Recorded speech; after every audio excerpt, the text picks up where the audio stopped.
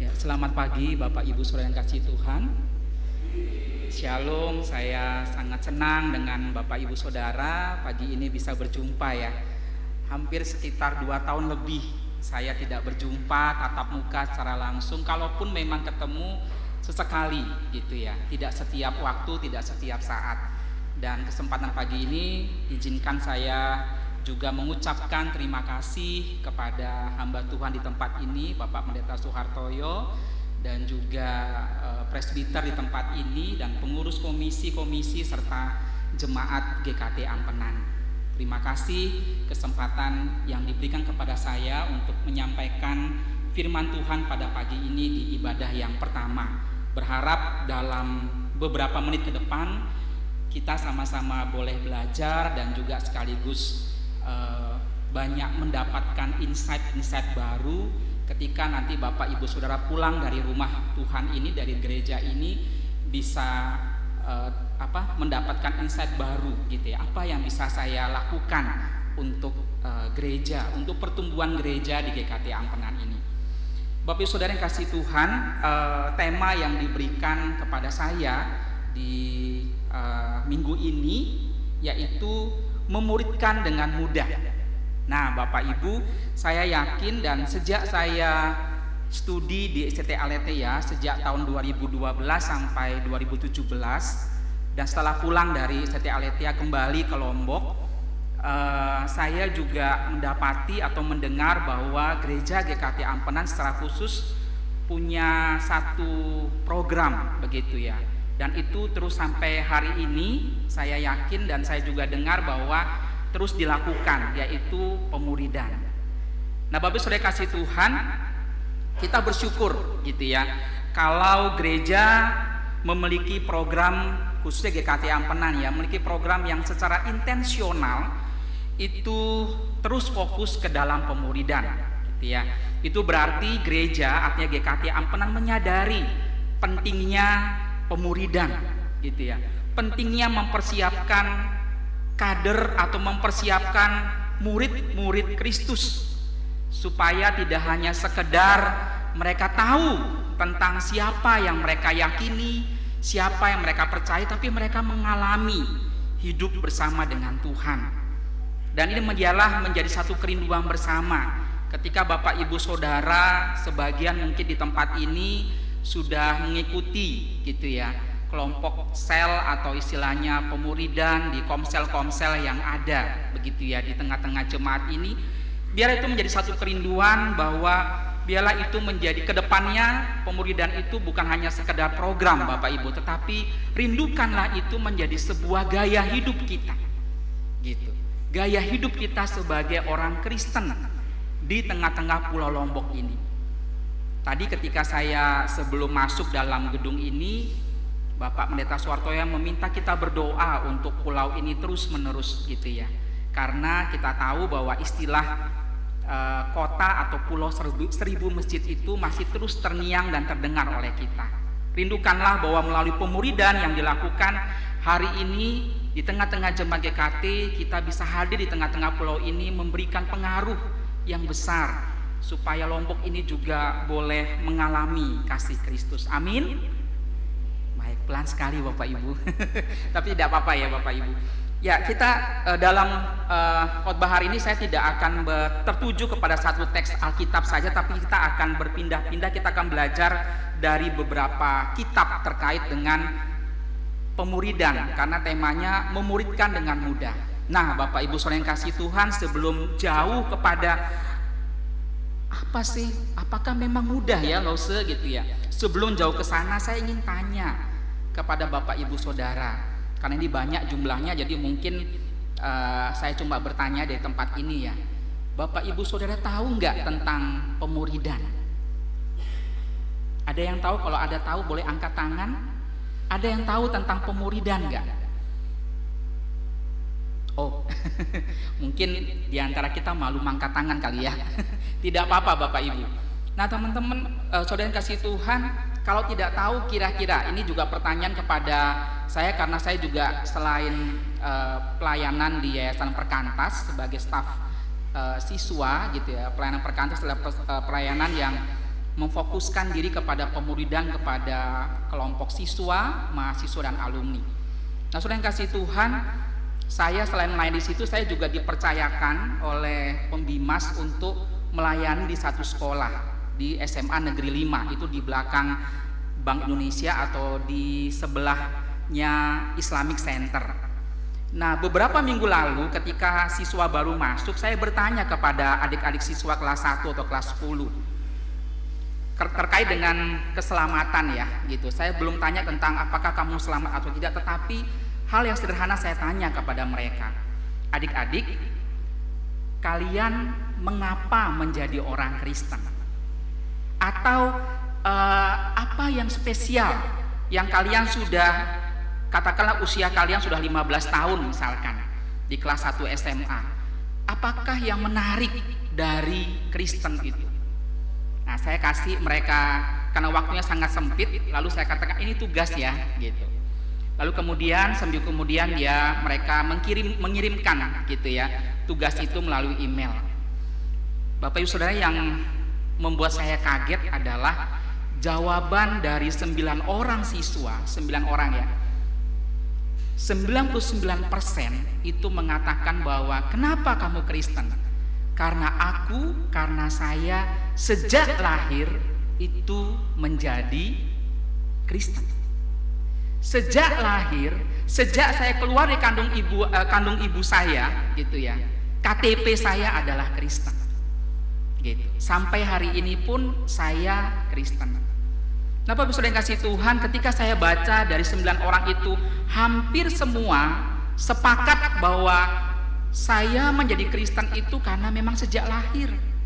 Apa yang menarik ketika kamu menjadi Kristen?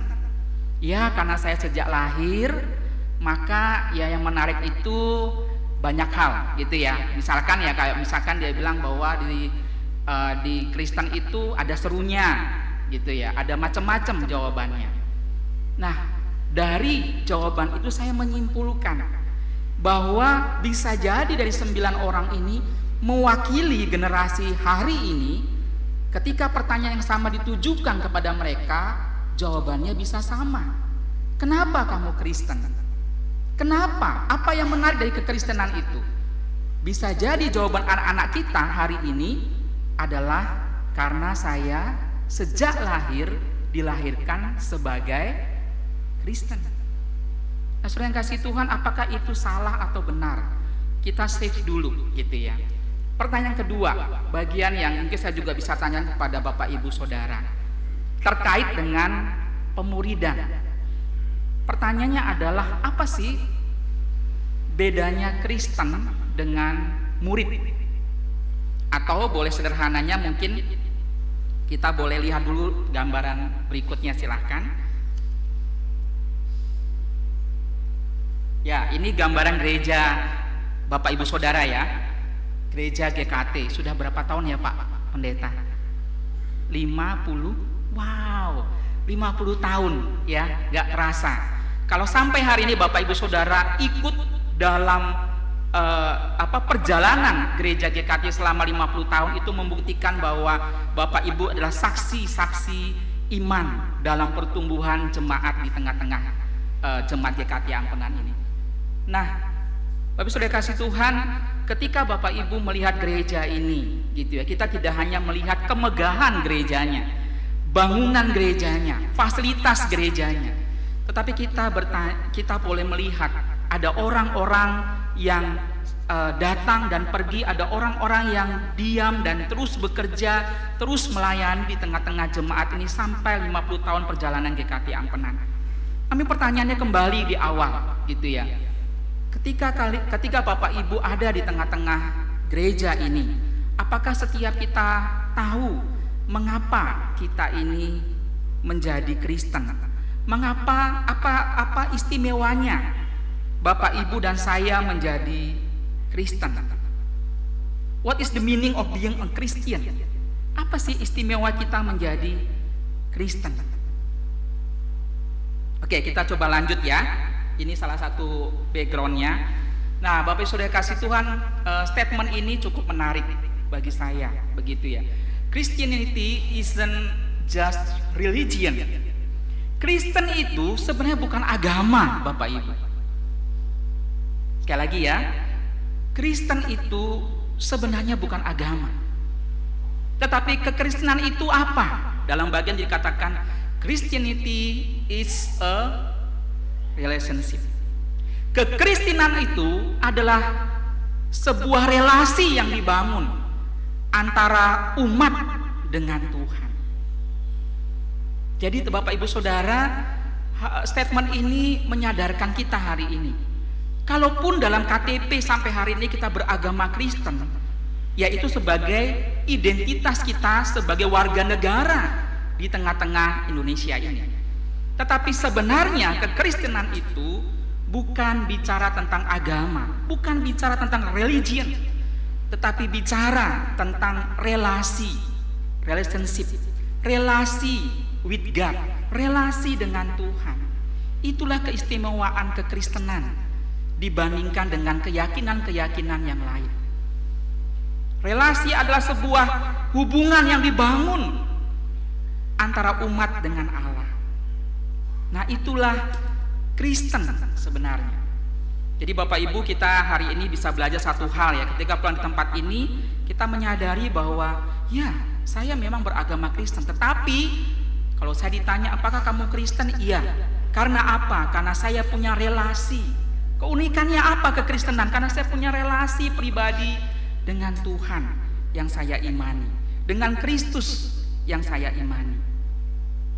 Nah, Bapak Ibu saudara kasih Tuhan, kita lihat berikutnya, the next. Nah, di dalam Alkitab sebenarnya gitu ya, di dalam Alkitab yang kita pegang hari ini, istilah Kristen itu sebenarnya muncul hanya 3 kali. Yuk kita sama-sama belajar. Kita buka di dalam Kisah Rasul pasal 11 ayat 26. Bapak Ibu yang punya Alkitab fisik silakan, kalau Alkitab elektronik juga bisa. Nah, saya mengutip ini yang Bapak Ibu lihat di PPT ini adalah terjemahan baru ya Bapak Ibu. Kalau berbeda mohon maaf gitu ya dengan terjemahan pertama. Di dalam Kisah Rasul pasal 11 ayat 26 dikatakan begini. Setelah bertemu dengan dia, ia membawanya ke Antiokhia. Mereka tinggal bersama jemaat itu selama 1 tahun penuh sambil mengajar banyak orang. Di Antiokhialah murid-murid itu pertama kali disebut Kristen. Itu kali pertama Bapak Ibu. Jadi dalam Alkitab kita sampai hari ini ada 3, hanya sebutan Kristen hanya 3 Bapak Ibu. 3 kali disebutkan dalam Alkitab. Dalam Kisah Rasul pasal 11 ayat 26. Nah, menariknya Bapak Ibu dikatakan bagian ayat 11 ayat 26 bagian B bagian akhir dikatakan di Antiokhialah murid-murid itu untuk pertama kalinya disebut Kristen. Artinya apa Bapak Ibu? Artinya bahwa orang-orang pada waktu itu yang percaya atau mengatasnamakan pengikut Kristus, bukan mereka yang mengatasnamakan, bukan mereka yang mengklaim diri mereka sebagai Kristen, bukan.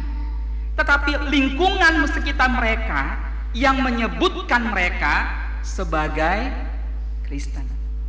Menarik Bapak Ibu. Pertama kalinya disebut gitu ya, bukan menyebut. Kalau menyebut dirinya Kristen berarti mereka yang mengklaim dirinya bahwa mereka Kristen. Tapi dalam LKI dikatakan disebut Kristen. Artinya apa? Bukan mereka yang mengklaim diri mereka, bukan mereka yang menyatakan diri mereka sebagai Kristen, tapi lingkungan sekitar mereka yang memberikan identitas itu kepada mereka sebagai Kristen. Bagian yang kedua, kita melihat slide berikutnya.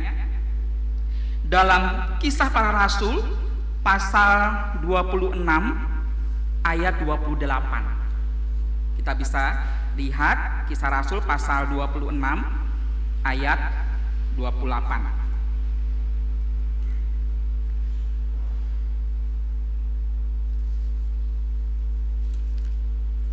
Coba kita buka bersama-sama ya Bapak Ibu. Oke, saya bacakan. Ini LAI terjemahan yang TB2 ya.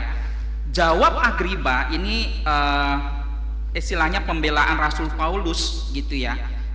Pembelaan pada saat itu orang percaya terhadap Raja Agripa ketika mereka diperhadapkan gitu ya kepada Raja Agripa. Raja Agripa berkata begini, ayat 28, jawab Agripa, hampir-hampir saja kau yakinkan aku menjadi Kristen. Ini kali kedua dalam Alkitab. Jadi Bapak Ibu, kita sudah menemukan dua ya, tinggal satu teks lagi. Kita melihat tentang istilah kata Kristen. Kita coba lompat lagi di dalam surat 1 Petrus pasal yang keempat, ayat yang ke-16. 1 Petrus pasal yang keempat, ayat yang ke-16. Saya bacakan.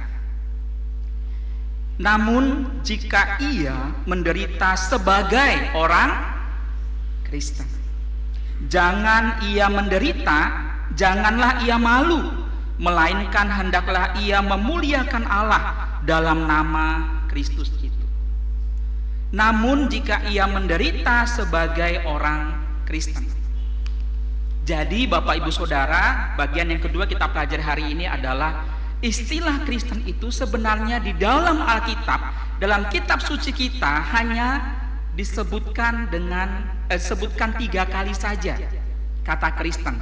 Dalam Kisah Para Rasul ada 2 teks yang kita sudah baca dan satu lagi di surat 1 Petrus pasal yang keempat.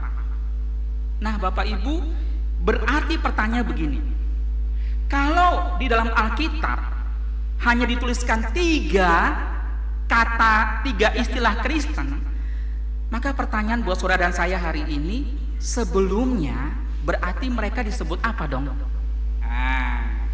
Sebelum mereka disebut Kristen, pertanyaannya adalah mereka disebut apa? Ada yang tahu?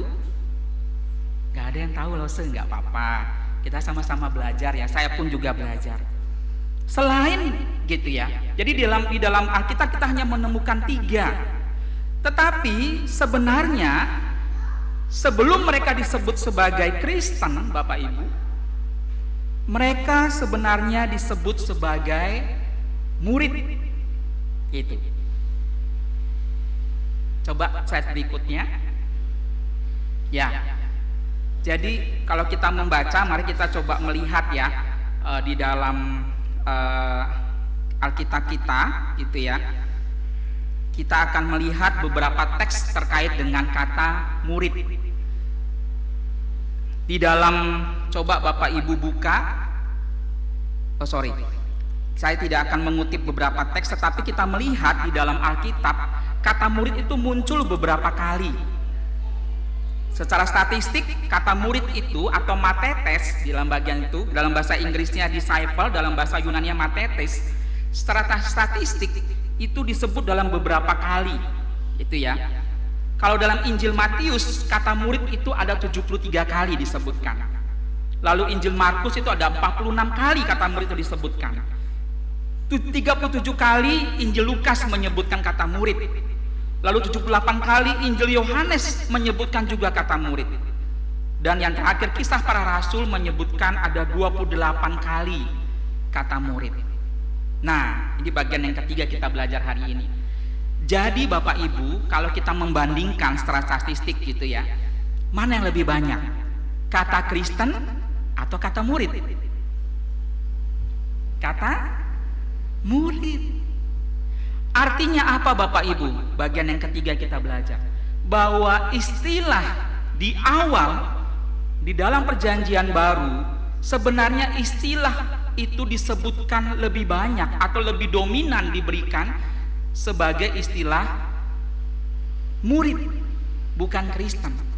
Jadi kita bicara dari Injil ya, Injil Matius, Markus, Lukas, Yohanes sampai Kisah Para Rasul yang kita sudah baru baca, kita mendapati bahwa ternyata sebelum mereka disebut sebagai Kristen, sebutan yang pertama yaitu murid.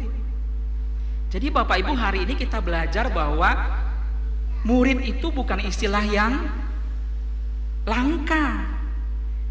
Murid itu istilah umum pada konteks zaman itu. Dari Injil Matius sampai Kisah Para Rasul. Nah, menariknya ya, kita coba menariknya dalam bagian ini kita bisa melihat bahwa ternyata istilah murid dan Kristen itu adalah istilah yang sama. Gak ada perbedaan Bapak Ibu. Kristen adalah murid, murid adalah Kristen. Jadi Bapak Ibu jangan dibedakan hari ini. Ketika Bapak Ibu membedakan berarti Bapak Ibu belum memahami. Dan mungkin hari ini kita baru belajar ya, bahwa ternyata istilah murid dengan istilah Kristen itu sama dalam perjalanan sejarah gereja. Karena kitab suci menuliskan bagian itu. Nah Bapak Ibu saudara kasih Tuhan, jadi kita bisa menyimpulkan hari ini bahwa Kristen itu adalah murid dan murid itu adalah Kristen. Tidak ada perbedaan ya. Kita lanjut bagian berikutnya. Nah, seorang pendeta, seorang hamba Tuhan pernah menuliskan dalam sebuah buku terkait dengan Kisah Para Rasul pasal 11 ayat 26 tadi ya, yang kita baca. Seorang bernama pendeta John Piper mengatakan bahwa nampaknya murid pada kenyataannya bukanlah istilah yang favorit pada waktu itu bagi kalangan kekristenan seiring berjalannya waktu. Artinya apa Bapak Ibu? Di dalam perjalanan walaupun murid itu banyak dituliskan begitu ya di dalam Alkitab, tetapi bagian itu hanya bisa ditemukan dalam Injil Matius, Markus, Lukas, Yohanes dan Kisah Para Rasul. Lalu sesudah itu apakah ada muncul kata murid? Surat-surat Rasul Paulus dan surat-surat lainnya tidak menuliskan kata murid maupun juga menuliskan kata Kristen. Tidak ada kalau Bapak Ibu cari. Kristen pun kalau tadi muncul dalam 1 Petrus itu ya, begitu. Tetapi sangat minim, kata murid bahkan tidak ada. Rasul Paulus lebih menyebutkan kata Kristen atau murid itu dengan istilah manusia baru, begitu.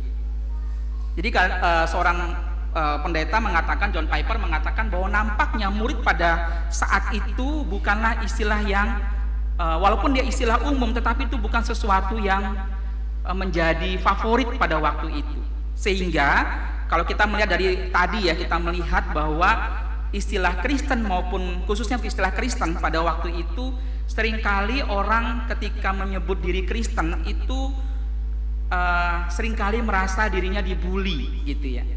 Kenapa? Karena memang pada waktu itu bukan mereka yang mengatakan diri Kristen, tetapi lingkungan mereka. Kalau kita lihat Kisah Para Rasul pasal 11 ayat 26 tadi ya, bukan mereka yang menyebutkan diri sebagai Kristen, tapi mereka disebut Kristen. Artinya pada konteks pada zaman itu, Kristen itu menjadi identitas yang sangat kurang baik di pandangan masyarakat pada waktu itu. Sehingga mereka mengatakan, oh Kristen itu pengikut Yesus ya, oh Kristen itu orang yang sering bersama-sama dengan Yesus ya, begitu. Artinya bahwa mereka pada saat itu, konteks itu, banyak orang melihat bahwa Kristen itu hanyalah identitas yang justru dipandang sebelah mata, gitu. Baik Bapak Ibu, kita melihat dalam bagian ini bahwa kekristenan pada zaman itu atau murid itu lebih sifatnya memang dikatakan umum dan juga, tetapi memang itu bukanlah sesuatu yang favorit pada konteks itu. Kenapa? Karena kalau tadi saya lihat ya, kalau saya tadi sampaikan bahwa setelah Kisah Para Rasul gitu ya, sampai surat-surat Rasul Paulus begitu ya, tidak ada disebutkan kata murid. Jadi memang itu hanya bisa berlaku, kata murid maupun Kristen itu lebih banyak berlaku pada zaman Injil Matius sampai Kisah Para Rasul. Itu bagian yang berikutnya. Slide berikutnya, John Piper juga akhirnya mengatakan begini, istilah murid itu bukan terletak pada terminologinya.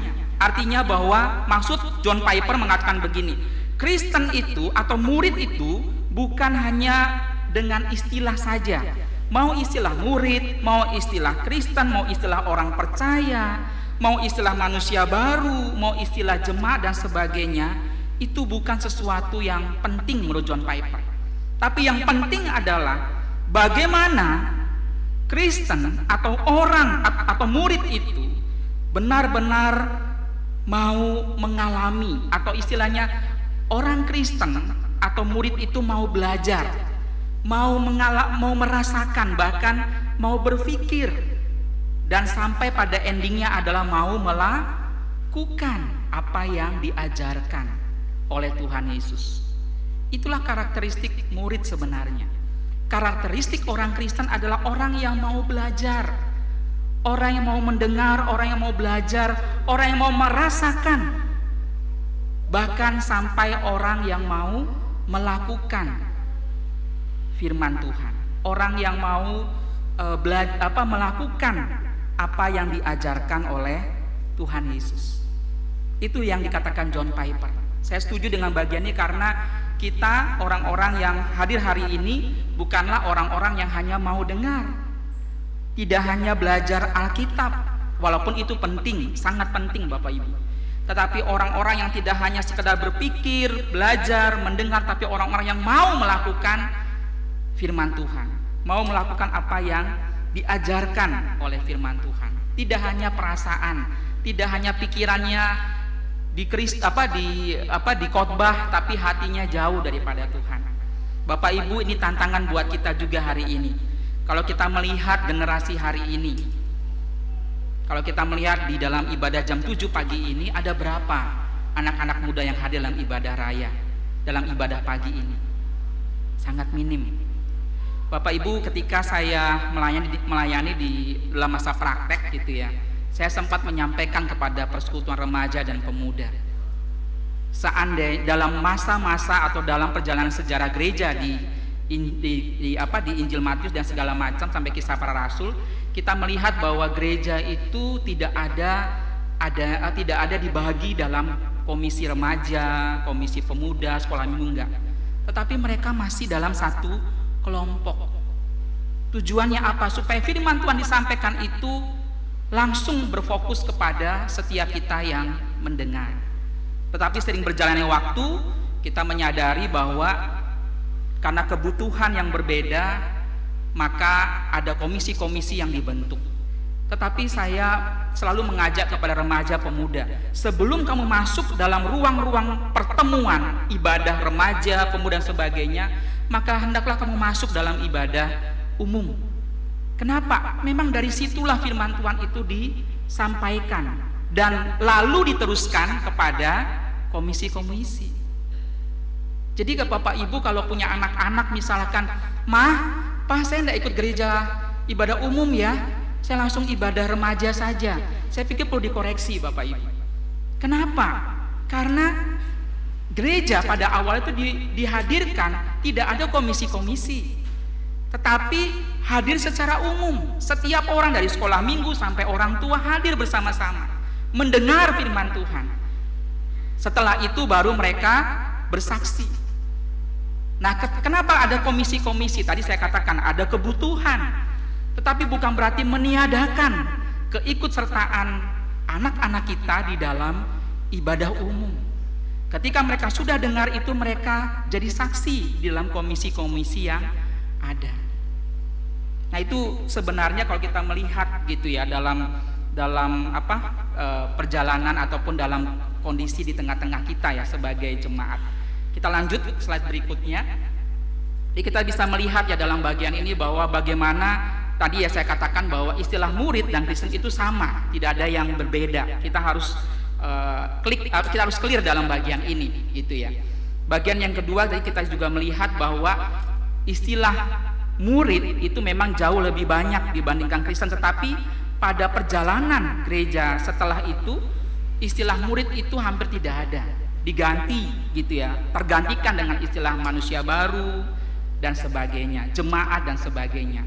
Tidak ada masalah dengan bagian itu, tapi kita punya satu persepsi yang sama, yaitu murid dan Kristen itu adalah adalah hal yang sama, bukan terpisah. Nah, Bapak Ibu saudara kasih Tuhan, kembali kita melihat, lalu ketika kita sudah mendengar bagian yang tadi ya, bahwa gereja gitu ya dihadirkan untuk menghasilkan murid, artinya bahwa gereja menghasilkan orang-orang Kristen, orang-orang yang memuridkan, orang-orang yang percaya pada Kristus dan mau dimuridkan, maka sebenarnya pertanyaan kedua adalah apa karakter seorang murid itu? Apa karakter dari orang bisa dikatakan murid?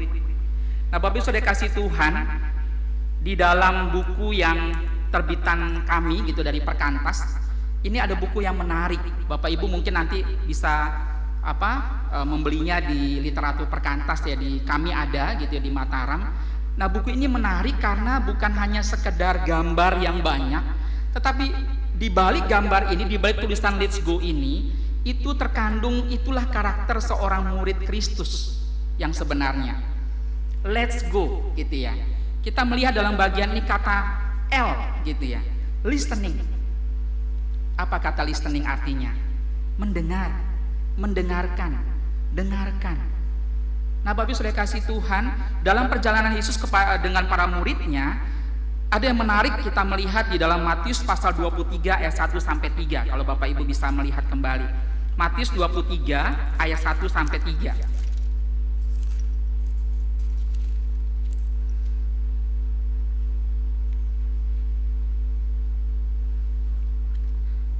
Bagian yang ketiga saya akan bacakan ya, nanti Bapak Ibu bisa baca ayat 1 dan 2. Sebab itu lakukanlah dan peliharalah segala sesuatu yang mereka ajarkan kepadamu, tetapi jangan turuti perbuatan-perbuatan mereka, karena mereka mengajarkannya tetapi tidak melakukannya. Bapak Ibu Saudara, kalau bicara tentang murid, kalau membandingkan dengan kelompok orang Farisi, ini dalam kelompok orang Farisi ya, kalau kita baca ya, ahli-ahli Taurat dan orang-orang Farisi dalam ayat yang kedua. Saat itu kita melihat, dalam teks ini kita melihat bahwa menariknya dalam bagian ini, biasanya kalau kita punya, mungkin saya juga punya konsep yang keliru gitu ya. Dalam konsep saya, Yesus itu selalu musuhnya itu adalah orang Farisi, orang-orang ahli Taurat. Tapi dalam teks ini berbeda Bapak Ibu. Justru Yesus mengatakan kepada para muridnya, sebab itu lakukan dan peliharalah. Dalam terjemahan 1, turuti dan lakukanlah. Artinya apa? Yesus ternyata punya sikap yang baik, punya pandangan yang baik kepada kelompok orang Farisi dan ahli-ahli Taurat dalam teks ini. Kenapa? Karena murid-muridnya sendiri diajarkan oleh Yesus untuk turuti, lakukan apa yang dilakukan oleh orang-orang Farisi. Perbedaannya Bapak Ibu, orang-orang Farisi ya, mereka tahu, mereka benar-benar tahu tentang isi Taurat, begitu ya. Mereka belajar tentang isi Taurat itu, tetapi bagian yang ketiga dikatakan di bagian akhir, tetapi mereka tidak melakukannya. Murid bagaimana? Kita sebagai orang Kristen, murid bagaimana? Artinya bahwa gereja hari ini tidak hanya pada batasan untuk memberikan doktrinal begitu ya. Apakah itu tidak penting? Penting Bapak Ibu. Saya lihat di dalam IG-nya GKT Ampenan, pemberian doktrinal itu sudah sangat baik. Begitu. Artinya kita perlu belajar kenal siapa Allah, siapa Kristus itu. Tapi tidak hanya pada batasan itu Bapak Ibu. Gitu. Tidak hanya kita dipenuhi dengan knowledge kita, tentang pengetahuan kita. Tetapi sebagai murid kita harus melakukan firman Tuhan. Itu bedanya orang Kristen dengan orang Farisi. Nah, pertanyaan buat kita hari ini, Bapak Ibu Saudara bisa jawab nanti di rumah, direnungkan. Hari ini ketika Bapak Ibu Saudara ada di tengah-tengah ruang ibadah ini, Bapak Ibu Saudara dan saya hadir sebagai orang Farisi atau murid? Bapak Ibu yang bisa menjawabnya. Itu bagian yang kita melihat karakteristik murid Kristus itu tidak hanya dengar. Nah, dalam buku ini listening dikatakan bahwa bagian yang pertama seorang murid itu memang mendengar. Artinya mendengar listening dengan hearing itu berbeda ya. Begitu. Kalau hearing itu cuma mendengar saja, tetapi listening itu mendengar dengan seksama, perhatikan, mendengar dengan memperhatikan orang yang kita ajak bicara. Lalu ada rasa empati, ada hati yang tergerak, punya belas kasihan kepada orang yang menyampaikan cerita itu. Jadi itu bedanya Bapak Ibu antara listening dan hearing gitu. Seringkali kita sama gitu ya posisinya, nggak apa-apa dah lause, dengar tuh ya dengar aja. Bapak Ibu, yang sebenarnya tugas kita sebagai seorang murid tidak hanya dengar, tapi juga perhatikan apa yang disampaikan. Itu yang pertama. Yang kedua dikatakan bahwa engage gitu ya. Nah, dalam bagian ini kita melihat engage itu adalah orang dikatakan bahwa ikut serta atau melibatkan diri bersama, merangkul bersama. Di dalam pemuridan, kalau Bapak Ibu ada komsel-komsel yang ada persekutuan-persekutuan komisi remaja pemuda, ketika kita melakukan pemuridan begitu ya, maka miliki hati yang mau melibatkan diri, merangkul satu dengan yang lain. Bapak Ibu Saudara kasih Tuhan, ini juga menjadi refleksi buat saya sebagai pelayan Tuhan, sebagai guru ya. Beberapa kali ketika kami mengalami satu musibah misalkan, generasi sekarang sangat sulit untuk punya rasa empati. Bener nggak ya? Bapak Ibu yang berprofesi sebagai guru mungkin lebih tahu kali ya. Sangat sulit. Kalau dalam grup-grup itu biasanya kalau orang yang meninggal dunia kan banyak grup ikut berduka cita begitu ya. Tetapi dalam kalangan remaja susah banget gitu untuk mengungkapkan kata turut berduka cita. Bahkan ketika mungkin ya, maaf ngomong gitu ya, di tengah-tengah jemaat ada yang mengalami duka cita, sulit sekali anak-anak generasi sekarang diajak untuk punya rasa empati, hadir di tengah-tengah kedukaan itu. Lebih banyak memilih, oke mas saya hadir tapi ini yang main, ketika firman Tuhan disampaikan di dalam ibadah kedukaan. Bapak Ibu, ini tantangan buat kita sebagai orang tua. Bagaimana menanamkan rasa empati, rasa belas kasihan terhadap sesama gitu. Kesempatan juga untuk berbagi satu dengan yang lain. Dalam komsel-komsel saya yakin bahwa di dalam kita juga Bapak Pendeta Suwartoyo bersama juga dengan presbiter juga memberi kesempatan dalam konsel itu untuk sharing, berbagi satu dengan yang lain. Tidak hanya sharing konsumsi ya Bapak Ibu ya, tetapi juga sharing apa yang kamu dapat dari firman Tuhan hari ini. Kita berbagi gitu, memiliki telinga untuk mendengar tadi ya, mendengar dengan sesama. Jadi tidak hanya datang duduk dengerin muse, dengerin lause sudah selesai, tapi berikan telinga kita untuk mendengar apa yang disampaikan oleh teman kita di sebelah dan memiliki hati itu. Bagian berikutnya kita melihat selain engage itu ada trustworthy gitu ya. T, trustworthy artinya ikut di dalam mempercayakan diri atau mempercayakan sesuatu kepada orang yang sudah dipercaya gitu. Bapak Ibu, ketika ada pengurus itu orang-orang yang memang gereja secara khusus para anggota jemaat mempercayakan pelayanan itu kepada para pengurus. Tapi bukan berarti setelah ini kita katakan bahwa berarti kan yang memuridkan itu ya cuma mereka aja lah, jangan kita. Ingat tadi yang pertama ya, Kristen itu adalah murid. Yuk kita katakan Bapak Ibu Saudari sebelah kiri kanannya, Kristen adalah murid. Silahkan katakan kepada kiri dan kanan, Kristen itu adalah murid, untuk ingatkan kita bahwa tidak ada perbedaan loh Bapak Ibu gitu ya. Ketika kita masuk dalam pemuridan kita tahu, kita menyadari, oh iya ya minggu lalu saya sampaikan bahwa orang Kristen itu adalah murid. Jadi ketika kita masuk dalam kelompok pemuridan, kita sedang dibina menjadi orang Kristen, menjadi murid begitu. Nah Bapak Ibu, kalau misalkan gitu ya, gereja memiliki program tentang pemuridan, maka kita menyadari sebenarnya bahwa oh iya ya, pemuridan itu kan berasal dari kata murid. Artinya apa? Saya sebagai orang yang sudah percaya sebagai seorang murid, maka seharusnya saya terlibat di dalam pelayanan itu begitu. Seringkali kita mengatakan, saya berapa kali gitu ya bertemu gitu ya, oh kamu Kristen ya? Iya. Ketika saya tanya, Dek, kamu mau enggak masuk dalam kelompok pemuridan? Aduh jangan dah Janganlah, jangan Kak, jangan.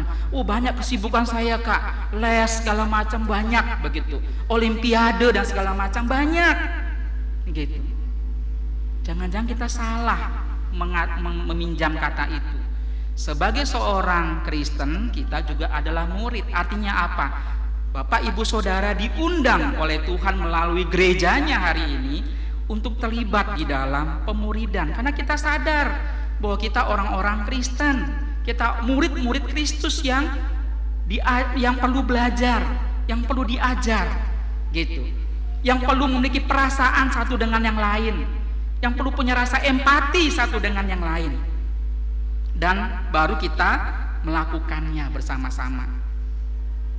Nah, bagian yang berikutnya adalah selfless gitu ya. Ini menunjukkan bahwa ada rasa percaya diri gitu ya. Ada hati yang punya belas kasihan, ada kerendahan hati satu dengan yang lain. Bapak kalau mungkin di komsel kita sering kali dengar, aduh orang ini kok banyak kali ya ngomongnya ya gitu ya, bosan banget saya dengerin begitu. Nah Bapak Ibu miliki hati yang rendah, artinya merendahkan hati. Dengerin dia, bisa jadi itu pembelajaran buat kita. Bagian yang berikutnya adalah genuine gitu ya, belajar menjadi diri apa adanya. Bapak Ibu kadang ketika masuk gereja tuh kita sudah punya kepribadian ganda gitu ya. Di luar kita bisa jadi di dalam kita bisa haleluya gitu ya. Ketika pulang dari gereja ini kita lupa gitu ya.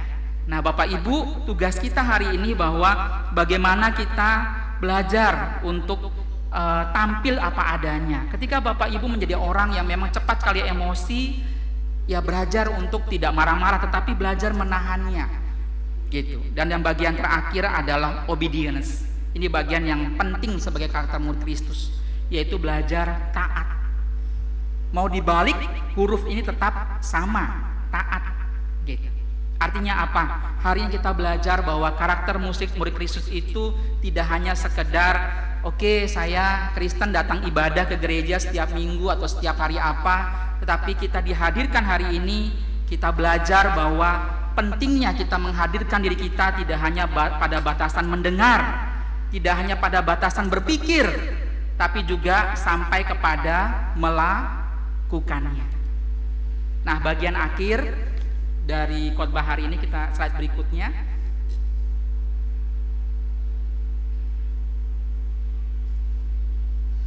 Ya, pola yang Yesus lakukan untuk menghasilkan murid adalah fokus mengelompokkan orang-orang yang dilayani lebih kecil. Bapak Ibu kalau perhatikan dalam perjalanan Yesus dengan para murid ya, dari 5.000 orang yang dilayani dan segala macam, dia fokus hanya kepada 12 rasul, 12 murid. Walaupun salah satu dari 12 itu ada yang berkhianat, ada yang menjual begitu.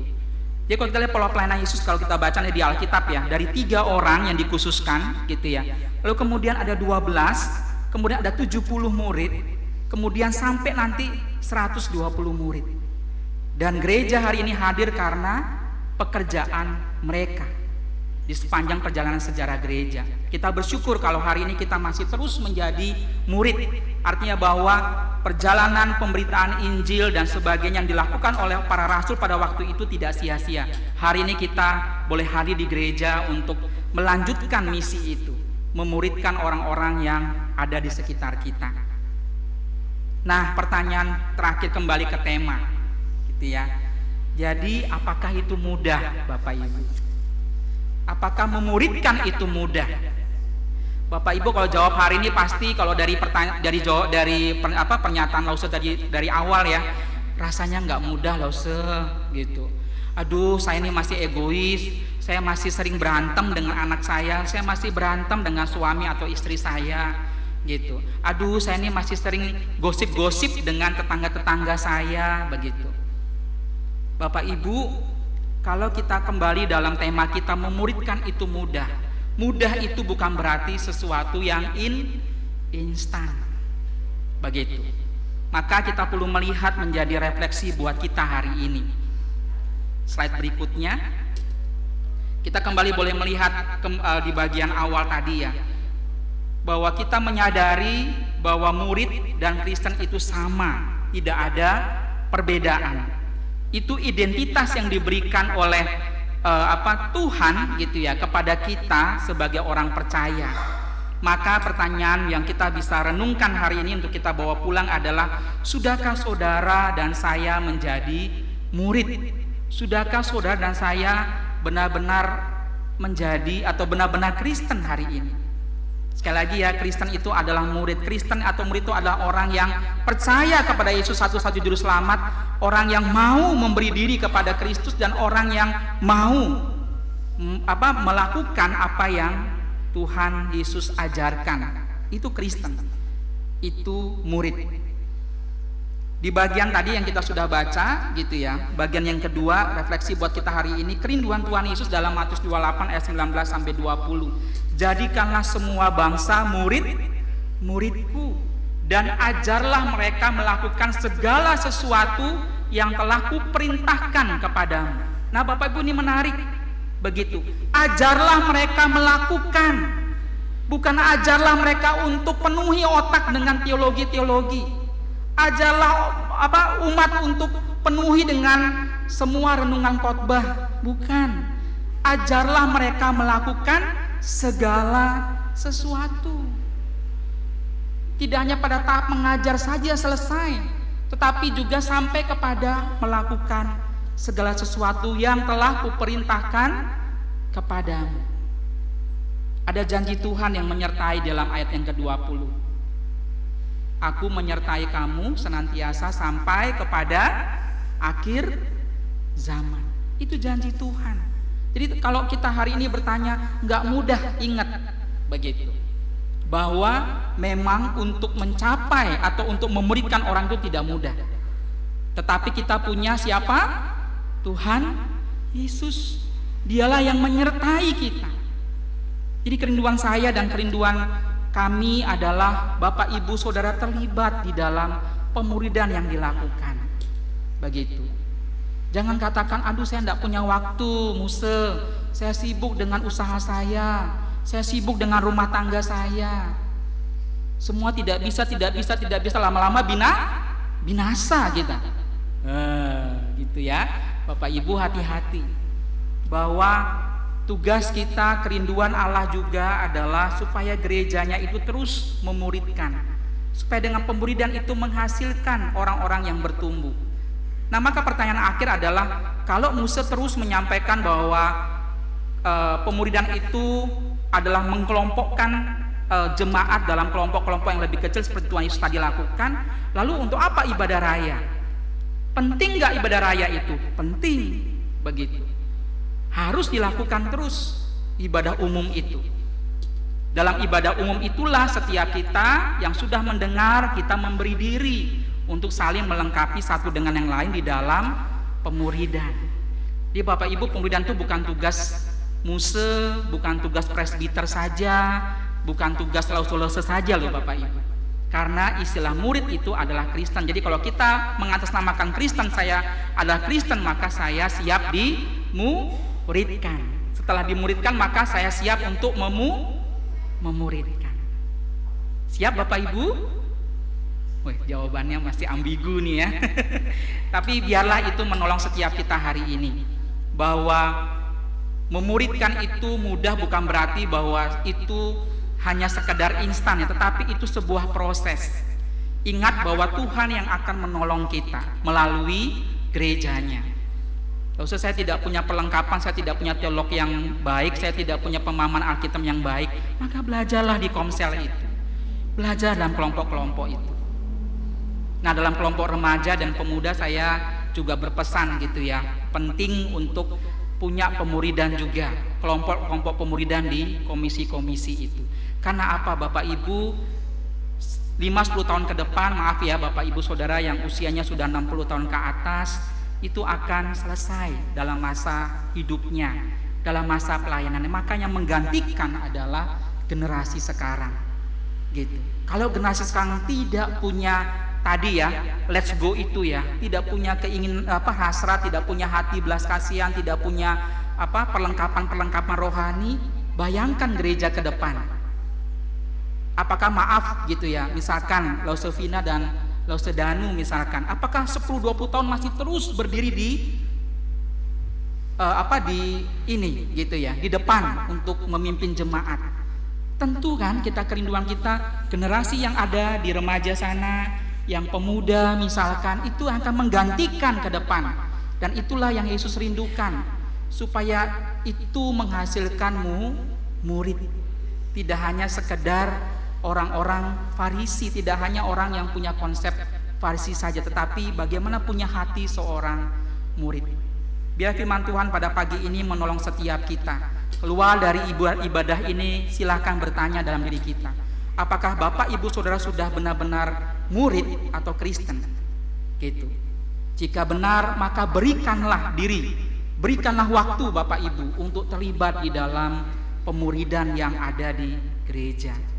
Sekali lagi, pemuridan itu bukan program. Pemuridan itu adalah sarana yang gereja pakai, yang Tuhan pakai supaya memudahkan kita, menolong kita, melengkapi kita untuk kita punya kerohanian yang semakin on fire, semakin fight menghadapi tantangan zaman ini. Mari kita berdoa. Tuhan di sorga, kami bersyukur untuk pagi hari ini. Kami sudah mendengar banyak hal dari firman Tuhan maupun perjalanan sejarah gereja dan juga kehidupan umat jemaat di GKT Ampenan ini. Tuhan, firman Tuhan sudah sampai di sini. Hamba sudah menyampaikannya selesai sampai di sini. Tapi hamba berdoa supaya umat Tuhan yang hari ini mendengar tidak hanya menjadi pendengar, tapi mereka mendengar dengan sesama, lalu kemudian mereka juga punya hati, punya perasaan yang benar-benar digelisahkan oleh Kristus. Dan pulang dari tempat ini, mereka mau melakukan komitmen mereka, melibatkan diri, memberi waktu untuk boleh mengambil bagian di dalam pemuridan yang dilakukan di gereja di tempat ini. Berkati Muse bersama dengan Lause dan juga para pengurus, para presbiter di tempat ini, sehati sepikir mereka mengerjakan dan terus berjuang dalam pemuridan.